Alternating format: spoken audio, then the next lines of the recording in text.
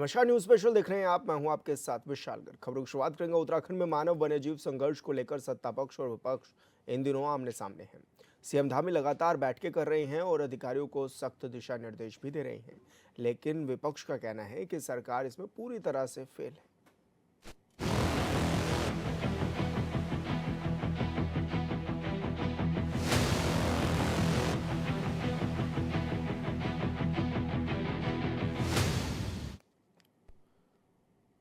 गुरुवार को मुख्यमंत्री पुष्कर सिंह धामी ने अधिकारियों के साथ बैठक की और बैठक के दौरान पौड़ी के डीएफओ को लापरवाही के दौरान हटाने के आदेश के साथ ही स्कूली बच्चों की सुरक्षा को लेकर भी सख्त निर्देश दिए हैं। इधर विपक्ष कह रहा है कि सरकार के पास कोई कार्य योजना नहीं है।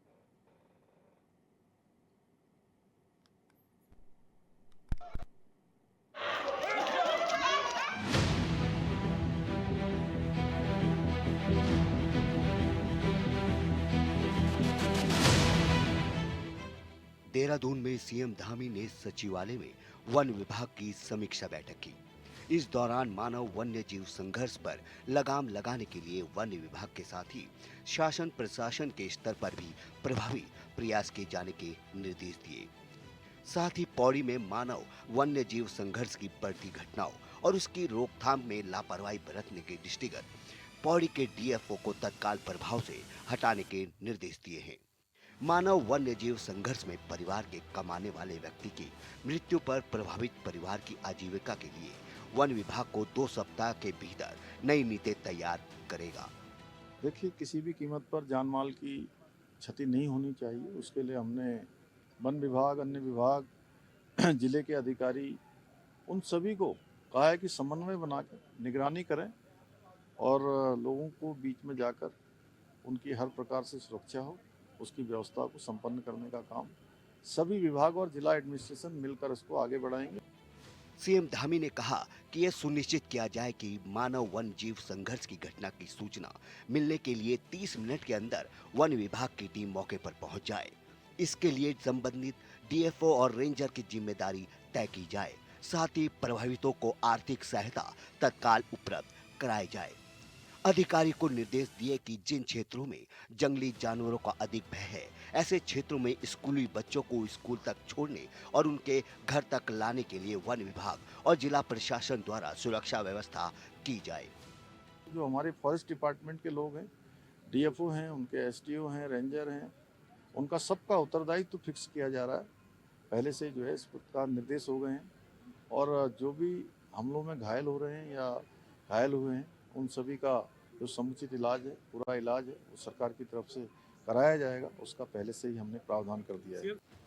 आए दिन प्रदेश के पहाड़ी इलाके में गुलदार और भालू के हमले की घटना सामने आ रही है, जिसको लेकर वन मंत्री सुबोध उनियाल ने कहा, ग्लोबल वार्मिंग और इस साल अत्यधिक बारिश होने के कारण जानवरों के स्वभाव में बदलाव और उग्रता देखने को मिल रहा है, जिस कारण से लोगों को परेशानियों का सामना करना पड़ रहा है।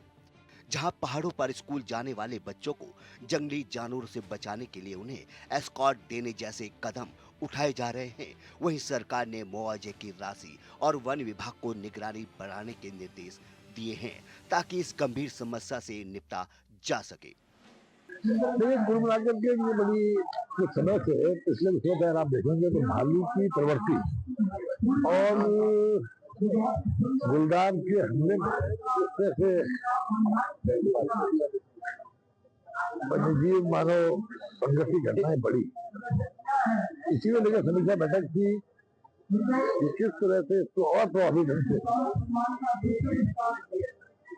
तो इसको अंकुश लगाया जा सके, उसके लिए क्या किया जाना चाहिए, इसको लेकर के बैठक भी है जिसमें विभाग के प्रमुख सचिव, अपर सचिव और मैं और मुख्यमंत्री जी सब लोग इसमें और कमिश्नर कुमाऊं गहन इस पर चर्चा हुई।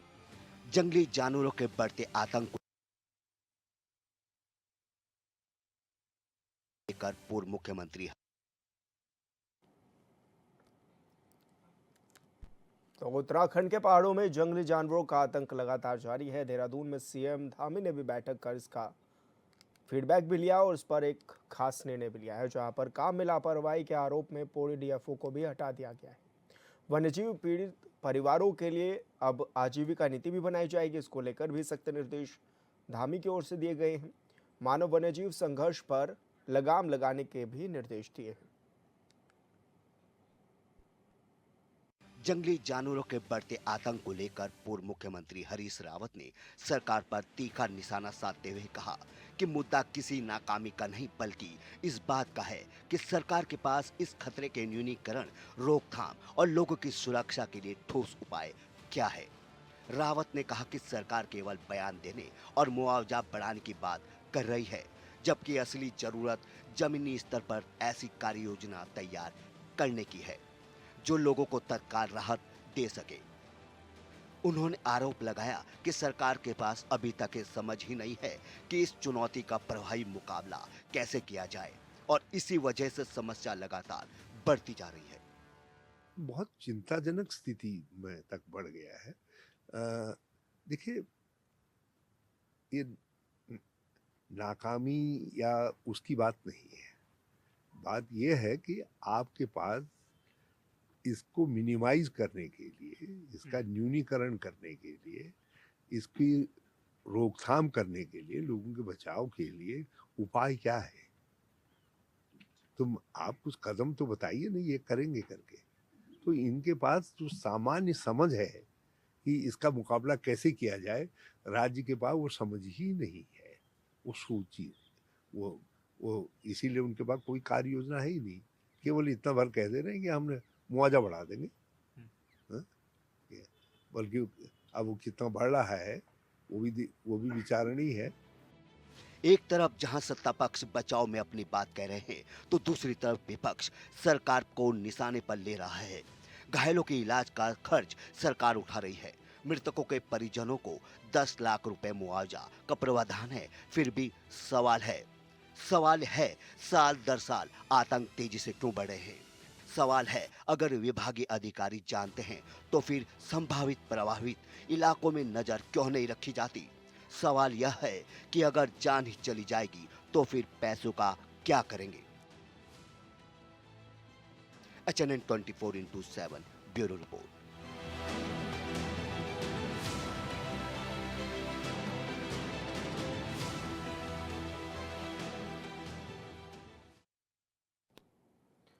तो 1300 से ज़्यादा लोगों की अभी तक 2000 से अब तक जान जो है वो चली गई है इन जंगली जानवरों के कारण। और ये भी देखा जा रहा है कि घायलों के इलाज का पूरा खर्च उठाने का भी दावा राज्य सरकार कर रही है।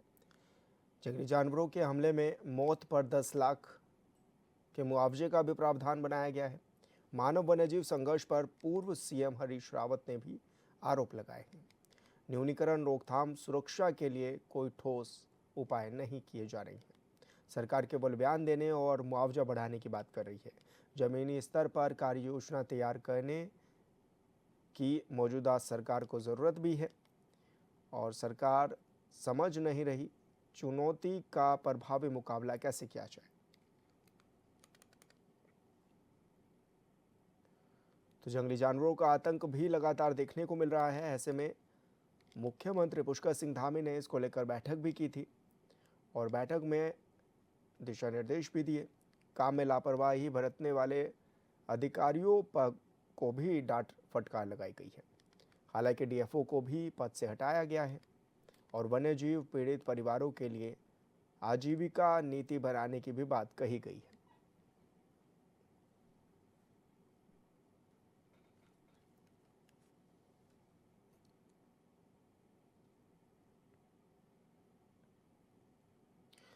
और चर्चा के लिए तमाम गेस्ट भी हमारे साथ जुड़ गए हैं। सभी से आपका परिचय भी करा देते हैं जल्दी से। हमारे साथ राजेश्वर पैनोली जी जुड़ गए हैं, भाजपा प्रवक्ता है। साथ ही पंकज छेत्री जुड़ गए हैं, कांग्रेस प्रवक्ता हैं। राजेंद्र बिष्ट जी जुड़ गए हैं, राजनीतिक विश्लेषक हैं। राजेंद्र जी, सबसे पहले मैं आप ही के पास आऊँगा। क्या लग रहा है, आखिर दिक्कत कहाँ आ रही है? लगातार मानव वन्यजीव संघर्ष बढ़ता हुआ नजर आ रहा है, लोगों की जान जा रही है, अब लोग जो हैं वो डर के माहौल में भी नजर आ रहे हैं। विशाल जी, अगर इस जो जितने भी जो है सन 2000 के बाद से जो आंकड़ा आप बता रहे हैं कि 1300 लोगों की जानें गई हैं, इन जो वाइल्ड लाइफ जो एनिमल हैं उनके अटैक से उन्होंने मारा गया उनको, जी उन जो प्रभावित हैं उनसे।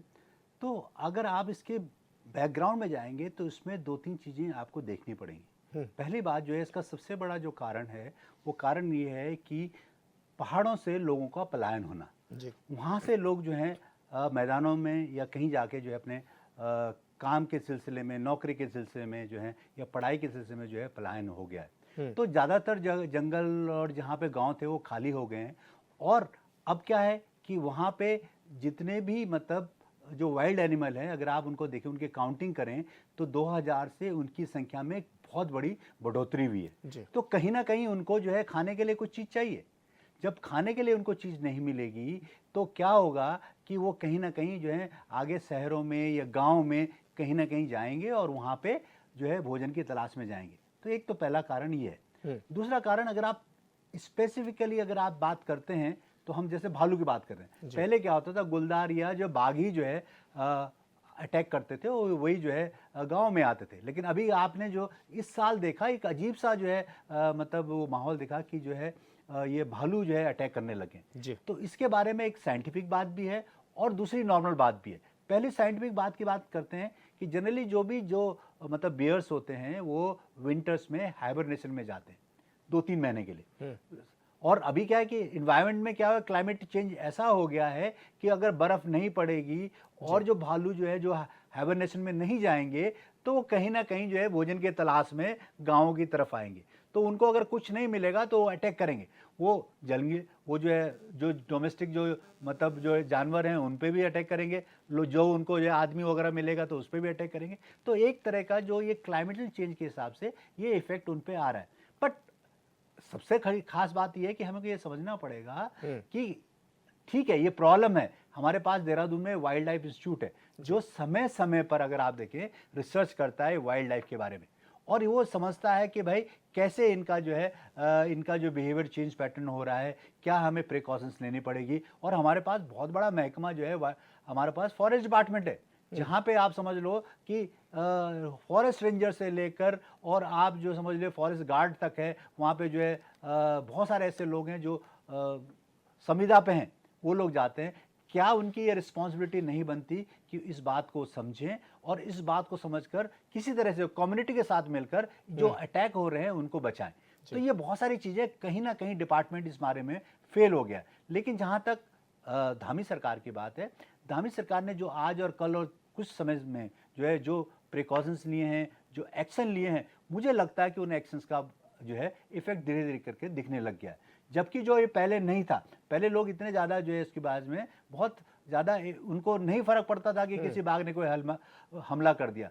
तो इन सब चीज़ों में जब ये बात उठी, काफ़ी लोग जो है इससे प्रभावित हुए, तो जो है गवर्नमेंट ने एक्शन लिया। और गवर्नमेंट का एक्शन का मतलब ये है कि अब धीरे धीरे करके वो कहीं ना कहीं मतलब वाइल्ड लाइफ के बारे में वो रिजल्ट अब दिखने को मिल रहे हैं।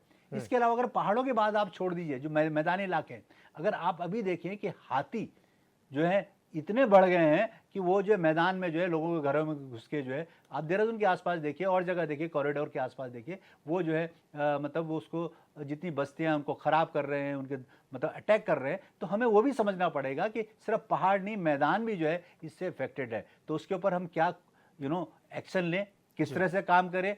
फॉरेस्ट डिपार्टमेंट, वाइल्ड लाइफ, साथ में सरकार, ये सब मिलके अगर इस बारे में बात करेंगे तो कोई पॉजिटिव रिटर्न आएंगे। और उस पॉजिटिव अगर रिटर्न्स आते हैं, कुछ दिखता है, तो हमें लगता है कि जान माल का नुकसान होने से बच जाएगा। जी, पंकज छेत्री जी, आप क्या कुछ मान भी रहे हैं? क्या लग रहा है कि किस तरह की जो कार्रवाई हो रही है, क्या वो पूरी तरह से संतुष्ट करने लायक है? क्योंकि लगातार जो जंगली जानवरों के हमले बढ़ रहे हैं, अब लोग तो डर के साए में हैं। हालांकि ये भी बताया जा रहा है कि डीएफओ को भी हटा दिया गया, बच्चों के लिए स्कॉट लगाया जाएगा स्कूल में जाने आने तक के लिए।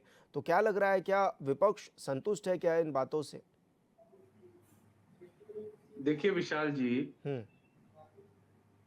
बीजेपी की एक पुरानी कार्यप्रणाली है कि पूरे साल भर तो आप जो है सांप्रदायिक उन्माद में लगे रहते हैं, और जब बरसात आती है तो तब छप्पर ढूंढने निकल पड़ते हैं। तो जो तैयारी पहले करनी चाहिए थी, वो तैयारी अब हो रही है, अब एक्शन में आ रहे हैं, तो जिसका कोई फायदा नहीं है। तो हमारा मानना ये है कि धामी सरकार इसमें पूरी तरीके से फेल है। एक एक मौत की जिम्मेदारी इनको लेनी पड़ेगी, एक एक मौत की जिम्मेदारी, क्योंकि ये सब इनकी लापरवाही से हो रहा है। इन्होंने पूरा इकोसिस्टम खराब करके रख दिया है। तमाम इंस्टीट्यूट यहाँ पर मौजूद हैं, तमाम संसाधन आपके पास हैं, आप फिर भी ये सब होने दे रहे हैं। और अब जब जनता सड़कों पर आ गई है, जब आपने देखा कि विपक्ष जो है पूरा फॉरेस्ट के चीफ ऑफिस तक पहुंच के वहां पे घेराव करने पहुंच गया, जब हमारे प्रदेश अध्यक्ष जी ने सांकेतिक रूप से लोगों को चेतावनी इनको सरकार को चेतावनी देते हुए लोगों को सशक्त करने के लिए जब सरकार को ललकारा, उसके बाद सरकार जागी। तो हम ये कहना चाहते हैं कि जब बारिश आती है तभी आप छप्पर क्यों ढूंढ रहे हो? फॉरेस्ट फायर जब होती है, आप उसी दौरान जो है तमाम जो तरीके होते हैं वो इजाद करने की कोशिश करते हैं। आप अभी से तैयारी करें ना, क्या फॉरेस्ट लाइन पूरी हो गई है?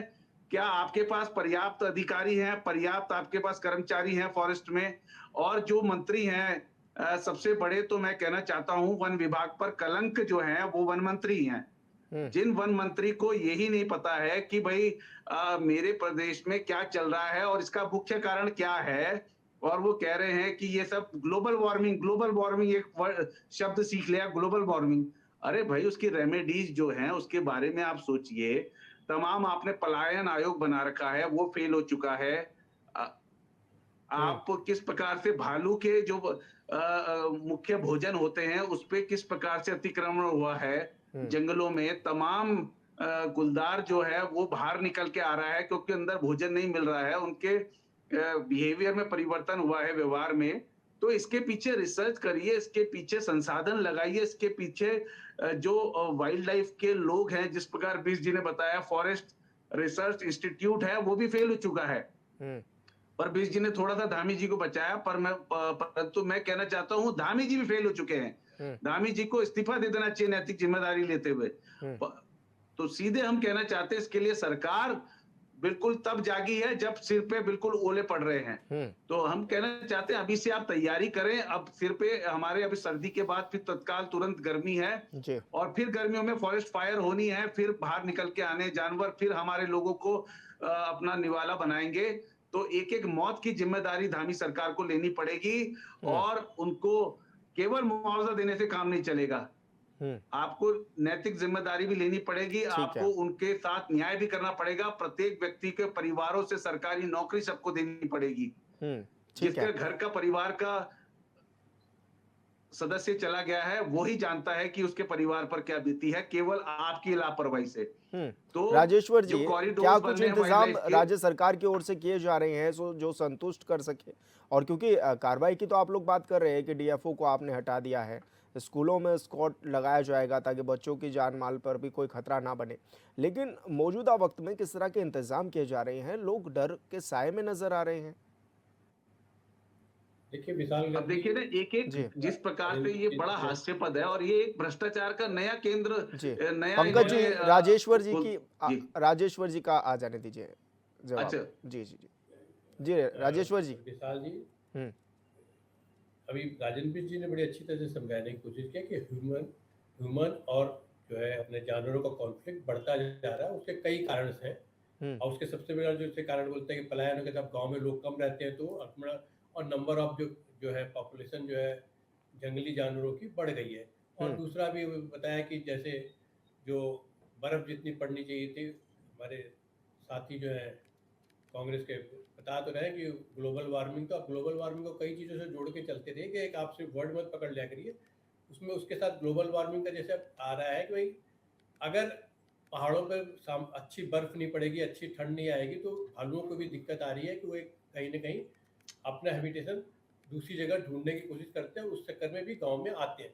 जब नंबर ऑफ पर्सन बढ़ गए हैं, गांव में लोग हैं कम हैं, तो जो शोर शराबे या दूसरे कारणों से गांव के लोगों के जागरूकता के कारण से जो जानवर नहीं आते थे, और लगातार ये भी बातें आ रही हैं कि जो कूड़ा कबाड़ा जो पड़ा रहता है गाँव के पास, जो झाड़ियाँ उग गई हैं, सभी करेक्टिव एक्शन लिया कि झाड़ियाँ भी जितनी गाँव के आसपास की झाड़ियाँ हटाई जाए। करेक्टिव एक्शन ये भी लिया गया कि भाई उनको भी सुविधा प्रदान की, जो बच्चे स्कूल जाते हैं उनको भी प्रोटेक्शन दिया जाए वन विभाग की तरफ से। वो सब जो चीज़ें करेक्टिव एक्शन भी दिया जा रहा है उनके उसके बाद के एक्शन भी लिए जा रहे हैं। अगर कोई अनफॉर्चुनेट चीज होती है तो उसका पूरा इलाज की के बात कहते हैं। और जो वाइल्ड लाइफ की जिसकी हम की बात करते हैं, वाइल्ड लाइफ इंस्टीट्यूट की बात करते हैं, तो वाइल्ड लाइफ इंस्टीट्यूट भी इस पे काम कर रहा है कि उसको इन कॉन्फ्लिक्ट को कैसे रोका जा सकता है, कैसे उन चीज़ों को कराया जा सकता है, और उसकी जो जो उनके सुझाव हैं उनको भी गवर्नमेंट इनकॉर्पोरेट करती चल रही है। साथ ही साथ जो इमीडिएटली जो काम किया जा सकता है, जो प्रोटेक्ट किया जा सकता है, उसको प्रोटेक्शन पे भी काम कर रही है। और प्रोटेक्शन पे यही सब चीज़ें होती हैं कि गुलदार जैसे कोई अगर है तो आपको परमिशन दे दी गई है, अगर वो इस टाइप का गुलदार है उसको मारने की परमिशन गई है। आपको दूसरे जो रोकने की जो भी तरीके हो सकते हैं उसकी कर दे दिए। डीएफओ या सॉरी हम कहें तो फॉरेस्ट डिपार्टमेंट को पूरी खुला हाथ दिया गया कि आप कोई भी तरीका आप करते हैं, कोई भी करती हैं जो जरूरी है, उसके लिए आप जो भी करना चाहें करिए। साथ साथ ये भी कह दिया गया कि 15 दिन में एग्जैक्ट कार्यशैली बना करके लेकर के आए जिनसे उन कॉन्फ्लिक्टों को रोका जा सके, जिससे ह्यूमन और अपनी जनता का वो बचाव किया जा सके, जिससे कम से कम नुकसान हो और साथ ही साथ वाइल्ड लाइफ भी प्रोटेक्टेड रहे। मतलब आप ये नहीं कह सकते कि आप सारे जानवरों को मार देंगे या सारे जानवरों को हटा देंगे, तो वाइल्ड लाइफ भी प्रोटेक्टेड रहे और ह्यूमन लाइफ भी प्रोटेक्टेड रहे। उस पर कार्रवाई चल रही है और उस पर कार्रवाई लगातार की भी जा रही है और वो दिखाई भी दे रही है। राजेंद्र बिरजी ने बड़े अच्छे लगे कि इम्पैक्ट आने में आपको दिखलाई देगा जिस ढंग से करेक्टिव एक्शन लिए जा रहे हैं। उस करेक्टिव एक्शन के तभी ले आते हैं जब आपको इनपुट मिलता है कि इस ढंग की चीजें हो रही है, जगह जगह से आपको इन्फॉर्मेशन आती है। कोई ये कहे कि हम इनपुट नहीं ले रहे हैं, कोई ये कहे कि हम करेक्टिव एक्शन नहीं ले रहे हैं, मुझे लगता है कि हमारे साथ सरासर लेना है। इनफैक्ट अभी हम माननीय हरीश रावत जी का भी बयान सुन रहा था, उन्होंने बड़े आराम से कह दिया कि ये चीज आपने ये नहीं करा, आपके पास अरे तो आप भी रहे मुख्यमंत्री, आप लेकर के आइए, सजेशन लेकर आइए। अगर हम उस सजेशन आपके अच्छे सजेशन हम इनकॉर्पोरेट न करें तब बात है। आप सब सिर्फ इल्जाम लगाने में, सिर्फ उसको राजनीतिक फायदे के लिए मत यूज कीजिए।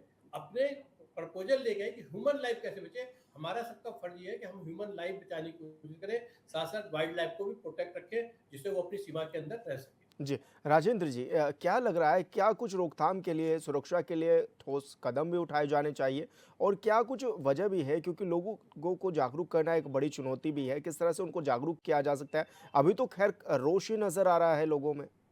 देखिए, जहाँ तक विशाल जी अगर आप देखें कि उत्तराखंड में जो हमारी वाइल्ड लाइफ है, पहली बात तो हमारे पास आंकड़े ही नहीं हैं कि हमारे पास कितने गुलदार हैं, कितने हाथी। जरूर हम काउंटिंग करते हैं, वो उनका जो है जनसंख्या जो है उनकी काउंटिंग होती है, बट एग्जैक्टली हमारे पास गुलदार हो गए, भालू हो गए और आप ये समझ लो जिस बाघ हो गए, उनकी जो है हमारे पास स्टैटिक नहीं है कि किस एरिया में कितने हैं।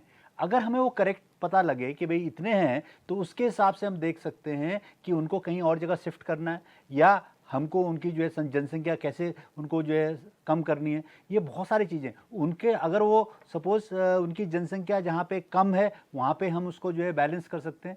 उनके जो वो मतलब जिस तरह का वो खाना खाते हैं, जिस तरह क्या उसकी हम कैसे उनके लिए उपलब्धता उसको जो है वहाँ पे अवेलेबिलिटी कराएं। तो ये बहुत सारी चीज़ें जो साइंटिफिक मेथड हैं उसके ऊपर काम करना पड़ेगा।